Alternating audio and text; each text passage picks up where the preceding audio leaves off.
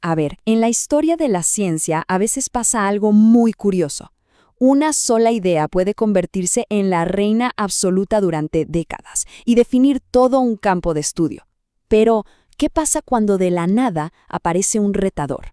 Uno que no nace de la teoría humana, sino del puro poder computacional y viene a reclamar el trono. Bueno, hoy vamos a analizar justo ese momento, pero en la ciencia del lenguaje. Con esta frase, que suena casi de película de terror, el lingüista cristiano Cesi describe un sentimiento, una inquietud que está recorriendo todo su campo. Hay un espectro en el aire y parece que amenaza con cambiarlo absolutamente todo. Y esta es la pregunta del millón, la que enmarca todo este debate.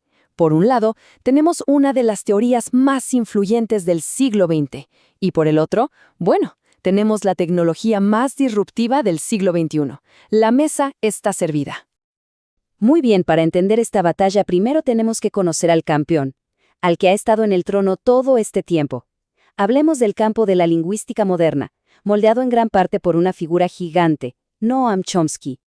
La idea central de esta teoría es fascinante. Sostiene que el lenguaje no es algo que aprendemos de cero, como andar en bici. No, según ellos, nacemos con una especie de hardware biológico preinstalado, una estructura que ya nos prepara para adquirir cualquier idioma. Ahora, lo interesante es cómo esta teoría intenta describir esas reglas. Uno de sus principios más, digamos, elegantes, es la antisimetría. Suena súper complejo, lo sé, pero la idea que hay detrás es sorprendentemente intuitiva. Imaginen un árbol genealógico. La estructura de las relaciones, quién es el padre, quién es el hijo, quién es el abuelo, determina el orden lógico en que nombramos a todos. Bueno, la gramática generativa propone que las oraciones funcionan con una jerarquía invisible muy parecida. Y esa jerarquía es la que dicta sí o sí el orden de las palabras que usamos.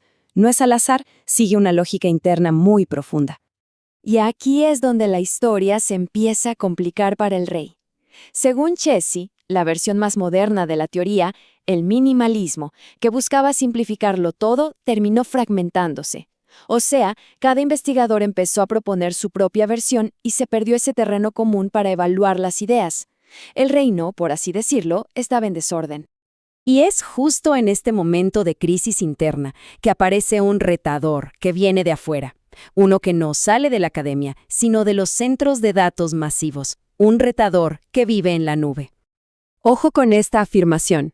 Es del científico cognitivo Steven Piantadosi, y es increíblemente audaz.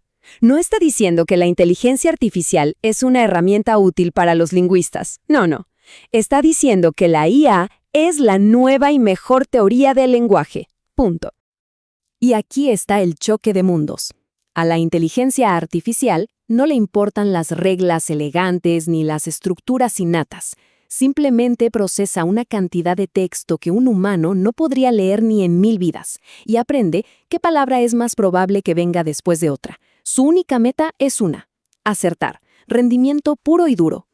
Y esta pelea no se está dando en ensayos teóricos, sino en un campo de pruebas digital llamado Syntax Gym. Pensemos en esto como las Olimpiadas de la gramática. Aquí, los modelos de IA compiten para ver cuál entiende mejor las trampas y sutilezas del lenguaje humano. Ahora sí, vamos a un ejemplo concreto de Syntax Gym. Una sola oración que de verdad encapsula perfectamente toda esta disputa intelectual. Cualquier persona que hable inglés sabe que esta frase rechina. Suena mal. El error es sutil, pero está ahí. Ese verbo are simplemente no encaja. Esta, en cambio, es la versión correcta. ¿Y por qué? Porque el verbo es está de acuerdo con the author, que es el sujeto principal de toda la oración. A ver, el punto crucial es este. Para entender la oración, hay que ignorar por completo las palabras que están en medio, eso de that the senators heard, y conectar el sujeto, author, con su verbo, es, que está al otro lado. La lingüística generativa diría que esto lo hacemos gracias a una regla estructural que tenemos en la cabeza. La IA, en cambio, simplemente calcula que es estadísticamente más probable en ese contexto. Entonces, la gran pregunta es, ¿cuál de las dos explicaciones es la correcta? Y aquí vemos el choque de filosofías cara a cara.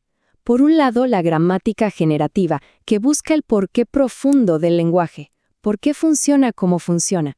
Y por el otro, los modelos de IA que solo se enfocan en el qué, en predecir la palabra correcta, sin importar el por qué. Como vemos, la gran fortaleza de uno es, curiosamente, la gran debilidad del otro. Pero quizá la solución no sea que un lado gane y el otro pierda. El autor del artículo, Cristiano Chesi, propone algo distinto.